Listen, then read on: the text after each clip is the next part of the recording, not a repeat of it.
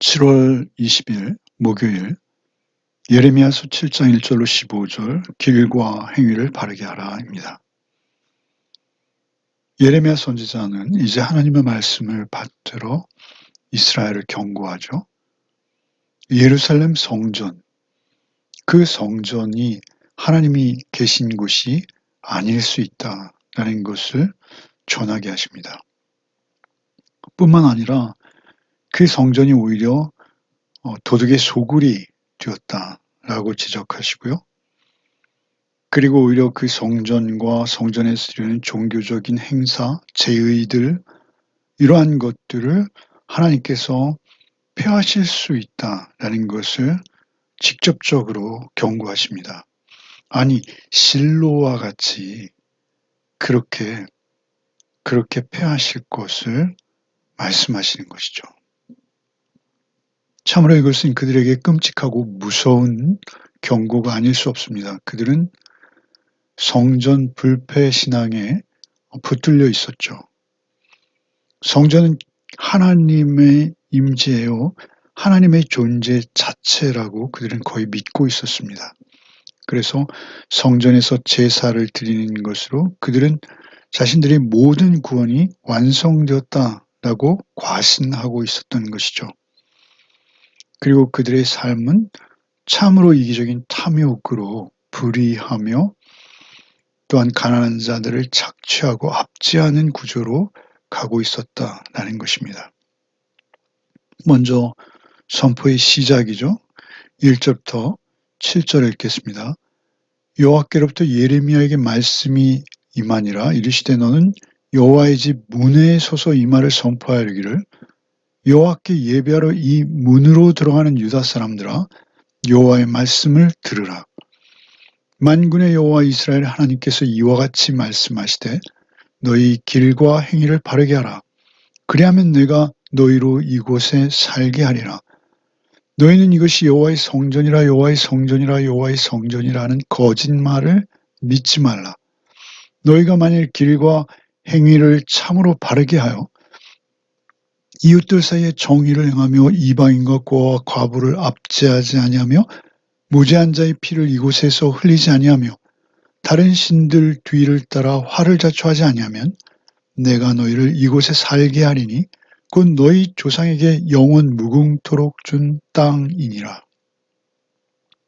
여호와께서 예레미야에게 말씀을 임하게 하시죠. 그리고 이르게 하십니다. 그런데 특별히 장소를 지명하세요. 그 장소는 어디입니까? 여호와의 집 문에 서서 이 말을 선포하려기를. 1절에 그렇게 말씀하시죠. 여호와의 집 성전 문에서 이 말씀을 선포하라는 것입니다. 그리고 이제 여호와의 말씀을 들으라 라고 예레미야가 여호와께 예배하러 문으로 들어가는 사람들에게 말하는 것이죠. 그들은 지금 예배하러 예루살렘 성전에 이른 것이죠. 그런데 그들이 예레미야의 음성으로 이 말을 듣게 되는 것이죠. 너의 길과 행위를 바르게 하라. 그리하면 내가 너희로 이곳에 살게 하리라. 길과 행위를 바르게 하면 너희가 이 예루살렘에서 계속 살 수 있을 것이다.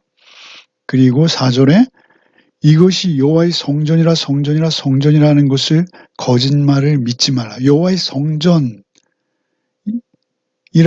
하는 그 말이 거짓말이라고 단정적으로 말씀하시는 것이죠. 그들이 여호와의 성전을 얼마나 신뢰하고 있었을지는 우리의 상상을 초월하죠. 그런데 그 성전이라 성전이라 성전이라 3번이나 이것을 강조하시면서 그것이 거짓이라고 선언하는 것이죠. 당시에 예배하러 또 제사를 드리러 예루살렘 성전에 왔던 사람들 그 정성을 다해서 나름 예루살렘 성전에 이르는 그들에게 들려오는 이 말을 그들이 듣게 될 때 예레미야는 거의 원수죠. 원수가 아니라 거의 죽이고 싶도록 미워하는 거의 살의를 느끼는 지경이었을 것입니다. 성전이라 성전이라 성전은 거짓말이라 라고 말씀하시는데 그 말씀 앞뒤로는 너의 길과 행위를 바르게 하라 라는 이 말씀이 포위되어 있습니다. 이 말씀이 앞에 있고 성전이라 거짓말을 믿지 말라는 말씀이 등장하고 다시 너희가 만일 길과 행위를 참으로 바르게 하여 라고 말씀하시죠. 그러니까 성전 제사, 예배 행위, 그것이 너의 길과 행위를 바르게 함보다 중요하지 않다는 것입니다. 예배가 중요하지 않다는 것이 아니라 너의 길과 행위를 바르게 함이 예배보다 중요하다. 하나님의 의와 사랑을 쫓는 그들의 삶이 예배인 것이죠, 사실은. 유대인들은 이러한 성전 제사를 이방인에게 넘길 것이라고는 상상할 수도 없어요. 절대 하나님은 그렇게 하지 않으실 것이다 라고 여기는 것이죠. 그러나 그들이 아무리 성전 제의를 화려하고 값비싼 것으로 향품으로 치장하고 해도 그들이 길과 행위가 바르지 않다면 그 성전 제사는 하나님이 임하시는 제사가 절대 될 수 없는 것이죠. 길과 행위가 바르지 않은 내용이 무엇입니까? 그것은 이제 5절부터 등장하는 것이죠.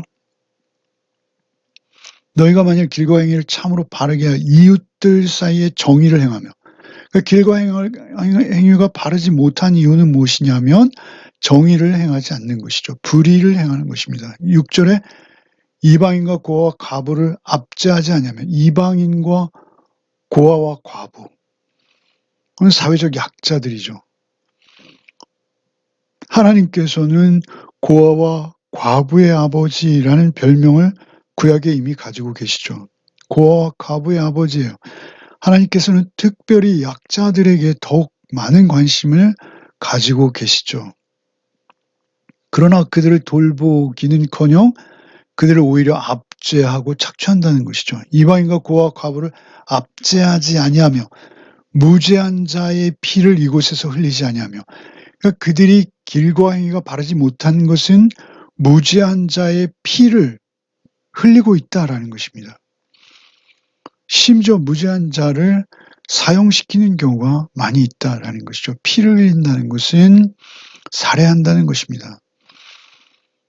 멸망전의 왕들 여호야김을 비롯해서 무죄한 자에게 누명을 씌워서 자기의 정적을 제거하는 그러한 일들이 흔했다라는 것이죠. 무죄한 자의 피를 이곳에서 흘리지 아니하며 자신의 탐욕을 만족시키기 위해서도 쉽게 무죄한 자의 피를 흘리기를 행했다라는 것입니다. 그들이 길과 행위가 비틀어졌다라는 것이죠. 이곳에서 흘리지 않으면 다른 신들 뒤를 따라 화를 자초하지 않으면, 다른 신들이 있어서 다른 신이라고 말씀하시는 것이 아니라 그들이 하나님 위에 둔 그들의 가치들 말입니다. 그들의 탐욕으로 인해서 그들의 소유와 그들의 명예와 그들의 자존심이 하나님보다 위로 가 있는 경우가 흔했던 것이죠. 다른 신들 뒤를 따라, 우상을 따라 화를 자초하지 아니하면 내가 너희를 이곳에 살게 하리니 너희 조상들의 영원토록 준 땅이니라.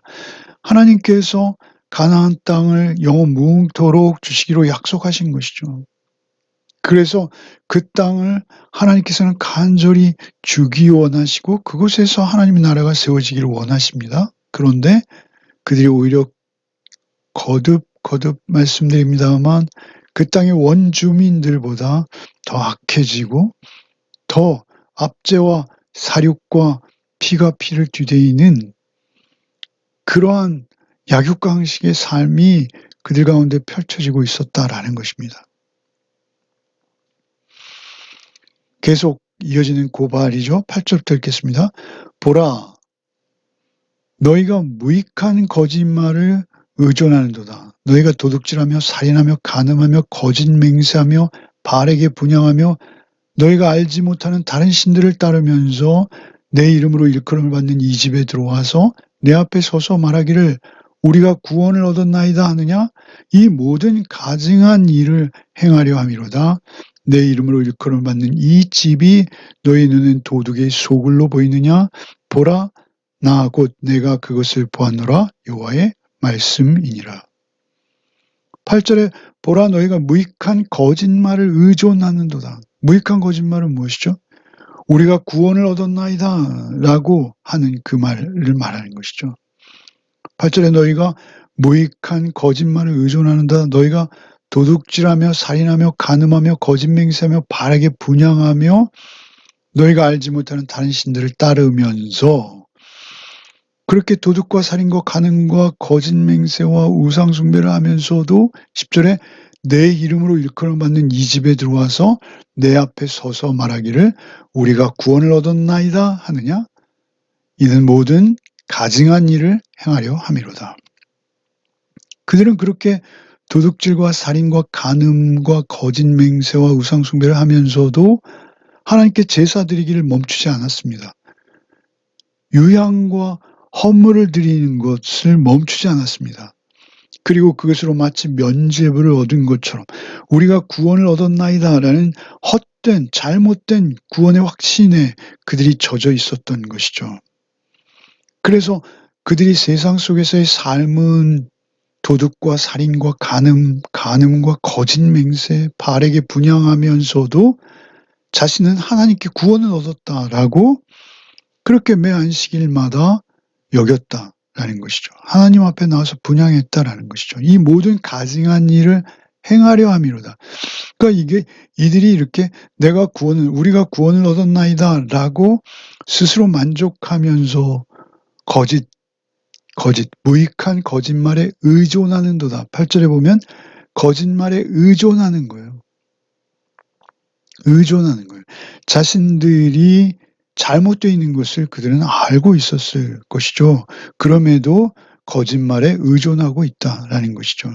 11절에 내 이름으로 일컬어 받는 이 집이 너희는 도둑의 소굴로 보이느냐. 이것은 예수께서 강도의 구려를 만들었도다 이렇게 말씀하시지 않습니까? 도둑의 소굴이라는 건 도둑들이 은신하는 곳, 강도들이 사건을 벌이고 추적을 피해서 숨어있는 비밀 장소, 그것이 도둑의 소굴입니다.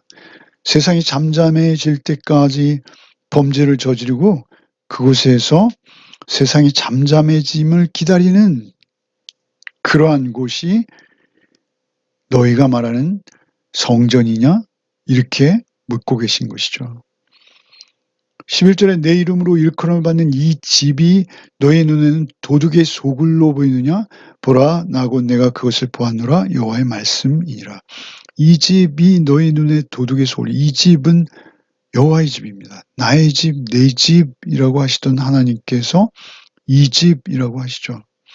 그 집을 이제 헐어버리겠다라고 말씀하시는 것이죠. 12절부터 읽겠습니다. 너희는 내가 처음으로 내 이름을 둔 처소 실로에 가서 내 백성 이스라엘의 악에 대하여 내가 어떻게 행하였는지를 보라. 여호와의 말씀이니라. 이제 너희가 그 모든 일을 행하였으며 내가 너희에게 말하되 새벽부터 부지런히 말하여도 듣지 아니하였고 너희를 불러도 대답하지 아니하였느니라. 그러므로 내가 실로에 행함 같이 너희가 신뢰하는 바 내 이름으로 일컬음을 받는 이 집 곧 너희와 너희 조상들에게 준 이곳에 행하겠고 내가 너희 모든 형제 곧 에브라임 온 자손을 쫓아낸 것 같이 내 앞에서 너희를 쫓아내리라 하셨다 할지니라.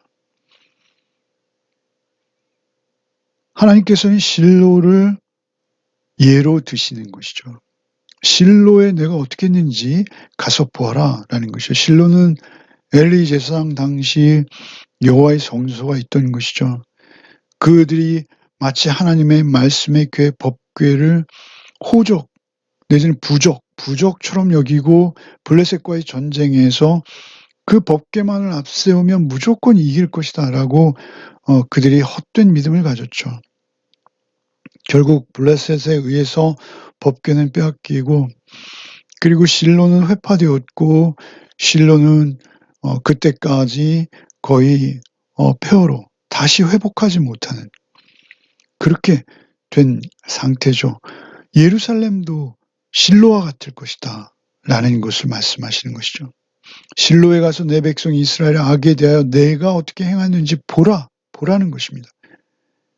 13절에 여호와의 말씀이라 이제 너희가 그 모든 일을 행하였으며 내가 너희에게 말하되 새벽부터 부지런히 말하여도 듣지 아니하고 너희를 불러도 대답하지 않고 듣지도 않을 뿐만 아니라 들었다 하더라도 그들은 대답도 하지 않는 것이죠.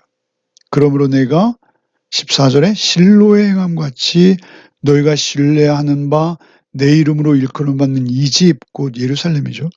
너희 조상들에게 준 이곳 예루살렘이죠. 가나안 땅이죠. 15절에 내가 너희 모든 형제 곧 에브라임 자손을 쫓아낸 것 같이 북이스라엘을 아수르의 손에 의해서 메소포타미아 지역으로 흩어버린 것처럼 에브라임 자손을 쫓아낸 것 같이 내 앞에서 너희를 쫓아내리라 하셨더라. 결국 그들은 바벨론에 의해서 북이스라엘과 같이 그들도 이제 포로가 되어서 끌려가는 참으로 비참한 지경에 빠지게 되는 것을 우리는 역사 가운데 볼 수 있습니다. 당시 이스라엘로서는 하나님께서 지상에 임재하시는 상징물로서의 성전을 마치 우상처럼 하나님 자신처럼 섬겨왔다라는 것이죠. 그런데 하나님은 그들의 그 음란한 섬김을 보시고 성전을 포기하십니다. 아니 버리셨습니다.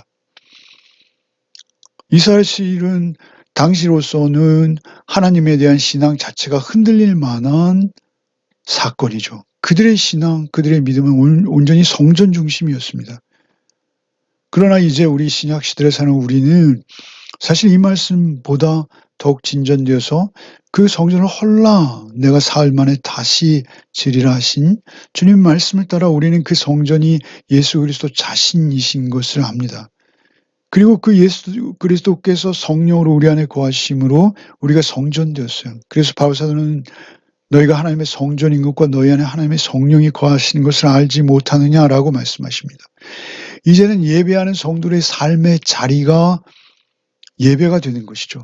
예배는 우리가 산 제물로 로마서 12장 1절로 2절 말씀과 같이 산 제물로 하나님 앞에 드려질 때 그것이 영적 예배이고 우리가 하나님의 선하시고 기뻐하시고 온전하신 뜻을 분별해낼 때 그리고 그것에 순종할 때 우리의 삶의 자리가 예배가 되어진다라는 것을 우리는 이미 잘 알고 있습니다.